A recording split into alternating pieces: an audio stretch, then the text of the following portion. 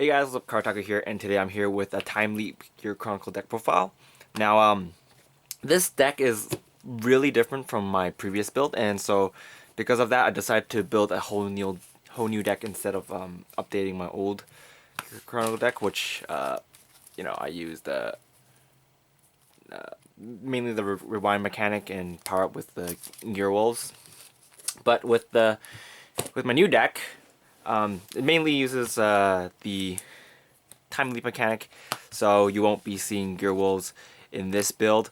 I might update my rewind build when I see stuff suitable for that build, but currently this build is extremely fun and it's just a very fun deck to play. So without further ado, let's get right into the deck profile. So for the starting Vanguard, we're running Chrono Dragon. So Chrono Dragon's skill is Generate 1.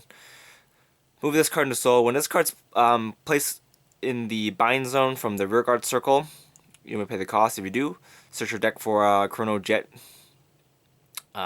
grade 3 or above and call it to a rearguard circle. And then shuffle your deck, and then at the end of turn, the called unit gets put back into your hand. So basically, you'll have an 11k attacker for the turn that you use this guy's skill, and then next turn he'll be Shrine Fodder. Yeah. So there's that. So next we have 4 Chronojet Dragons.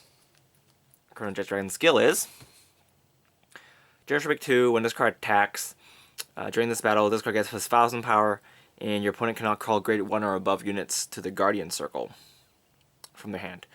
And then second skill is kind of last one.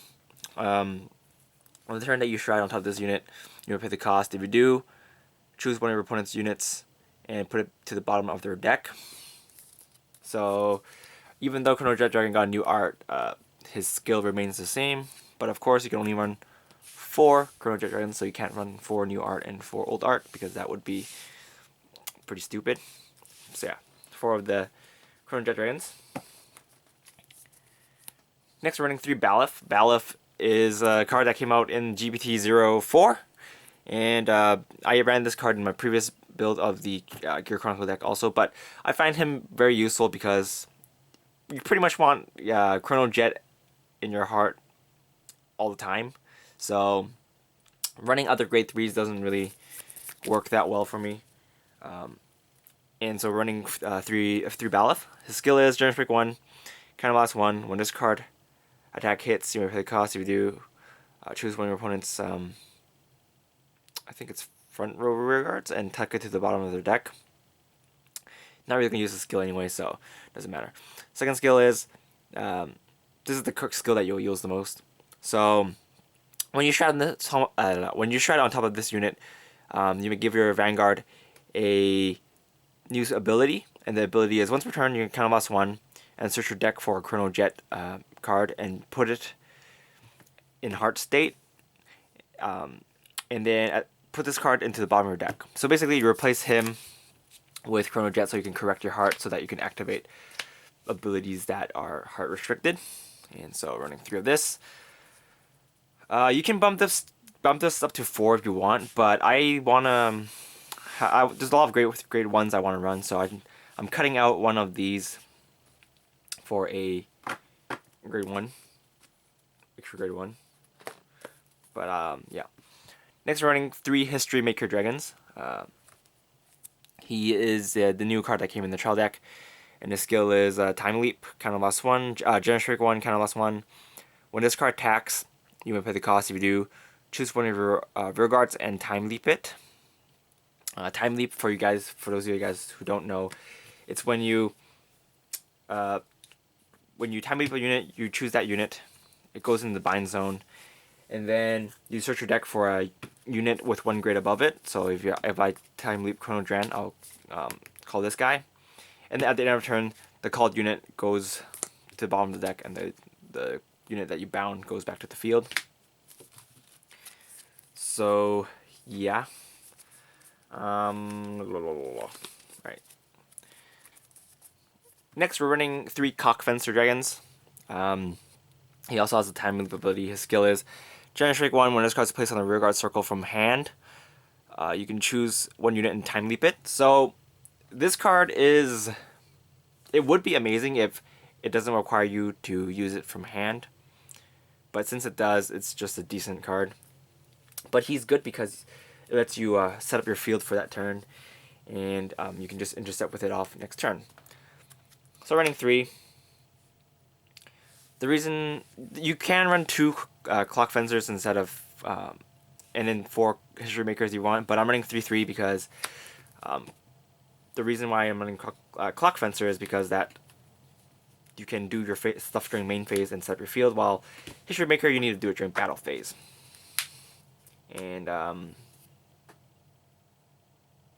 yeah, he doesn't cause counterblast.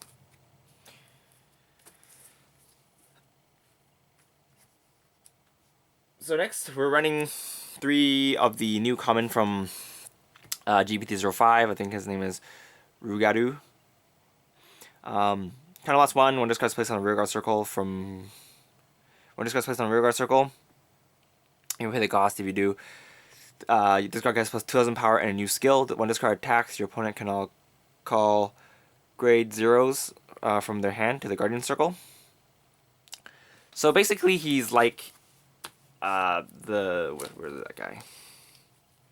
He's like this guy, except he only works when he's called, and he doesn't have the Soul Blast 2 charge, which is better. He's also 11k attacker by himself.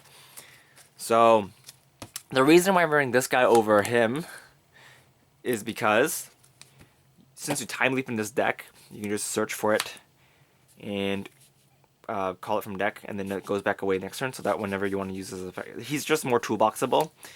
And then if you draw into him, you can just do it. But yeah, he does cost Counterblast 1, which is actually a easier cost to pay than Soul Blast 2. So that's the reason I'm running 3. And with time leap, his call restriction isn't really a restriction. So yeah, 3. He's a really good finisher if you need it. Next, we're running 2 Glimmer Breath Dragons. Skill is Generate 1, Counterblast 1, Soul Blast 1. When this card's placed on a rearguard circle, if you have grade 3 or above Chronojet Vanguard, you may pay the cost. If you do, choose one of your opponent's grade 2 or below rearguards and rewind it. And then this card gets plus 2,000 power. So he's also 11k attacker. And a lot of times you're just going to toolbox it with Time Leap. So, yeah. 2 is enough. Next, we're running 3 of the Shrine Enablers. You can run one more grade 3 if you are scared of being inconsistent, but I like the extra 5k shield it provides me with over the actual grade 3. It's just a bit of personal preference, I guess. Next, we're running 3 of the monthly Bushiroad promo. I think her name is Hell. Her skill is Generate 1. When this card's placed in the bind zone from the rearguard circle, choose one of your opponent's grade 1 or below rearguards and rewind it, or put it to the bottom of their deck. So this card's pretty good at getting rid of annoying boosters, which Link Joker has a lot of, so it's pretty useful. And actually, a lot of decks have them, but she's just good like that. So running 3 of her, and yeah, it's just good grade 1 removal, and it's free. You just need to time leap her, and it's not that hard to do in this deck. So yeah, running 3 of her.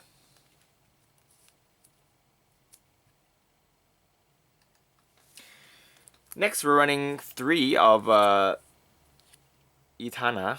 I think her name is Etana. His name is Etana. Steam Fighter Etana. His skill is Generate 1. When this card is placed in the bind zone from the rearguard circle, you can choose one of your units and it gets plus 1,000 power. So this deck doesn't run Gear Wolves, but instead it has this guy, which might be better.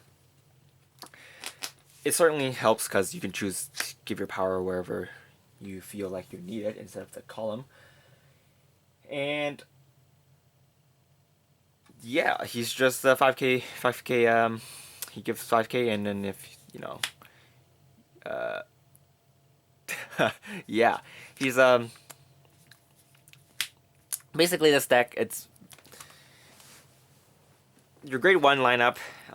Really needs you to time leap them and then give in order for their abilities to go off, but it's not too hard to do since you have stuff like History Maker and Clock Fencer and also your Stride guy.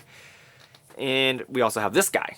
This card came out in the trial deck. He's basically the grade 1 version of Clock Fencer, and skill is Time Leap, Generation 1. When this card's placed from the hand to the rearguard circle, you may choose one rearguard and time leap that unit. So yeah, running 2 of this, just to play it safe. So yeah. A lot of times, if you have to make a column, you're just going to probably do something like this, and then you're going to time leap this and call something like maybe him,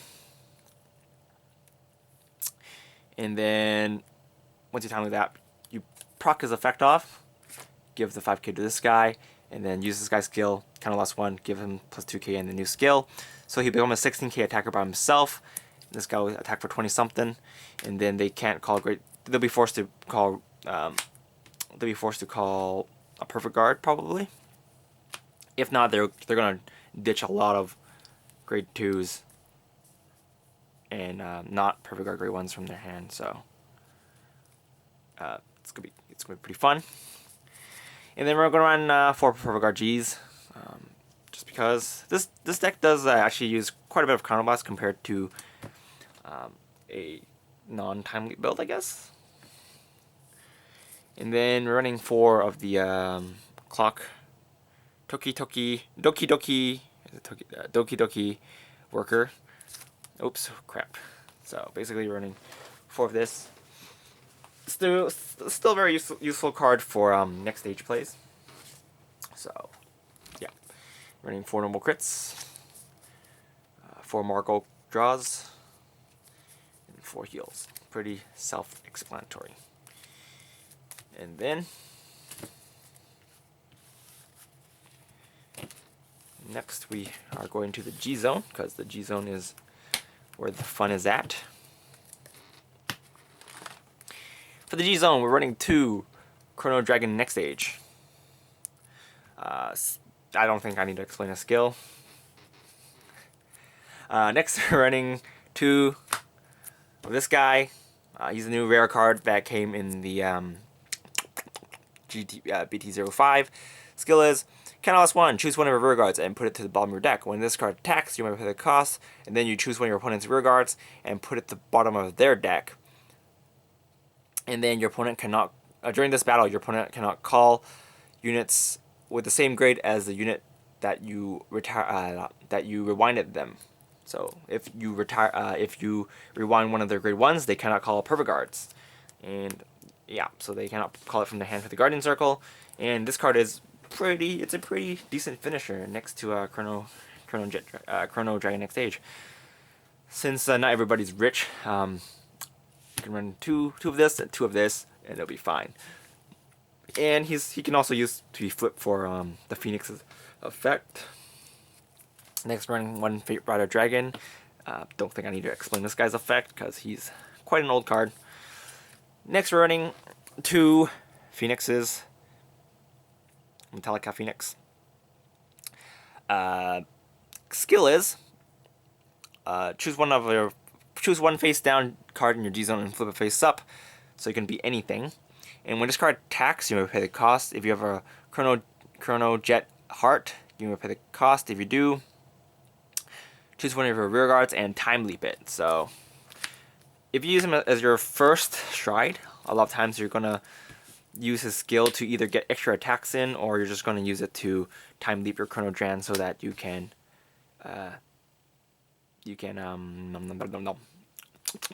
fetch your Chronojet Dragon. And last but not least, we're running 1 Cuba Pegasus.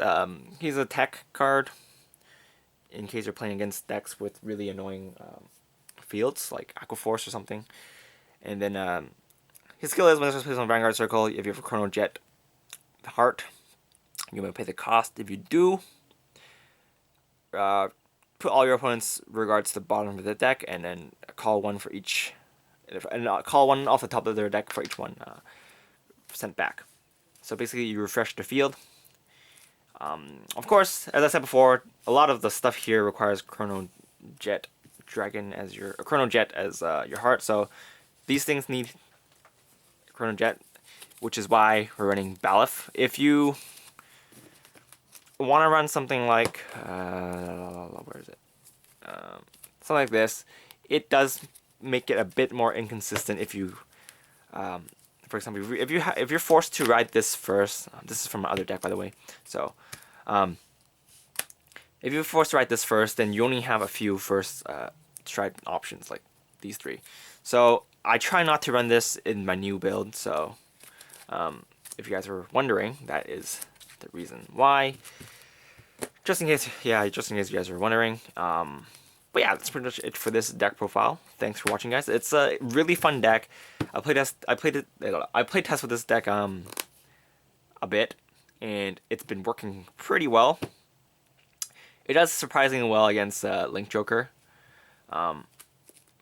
Mainly because if he disables your rear guards, you still have really powerful vanguards, like Chrono Dragon next stage and this guy, and sometimes your Link Joker, your opponent just can't do anything about it. So it's pretty amazeballs. But yeah, this deck is actually not that expensive to build anyway either. The only thing that's really actually expensive is these guys. The rest is like trial deckable and not that expensive. This guy is definitely not that expensive. So actually, the Perfect Guard G's might be kind of expensive now, but yeah, if you guys were looking for a budget deck to play, then you guys can try building this. If you guys don't want to run these because of budget issues, you can just run more of this guy and then more of the cheaper strides, and it'll be still pretty competitive. But yeah, this is Karataku, and I'll see you guys later. Bye!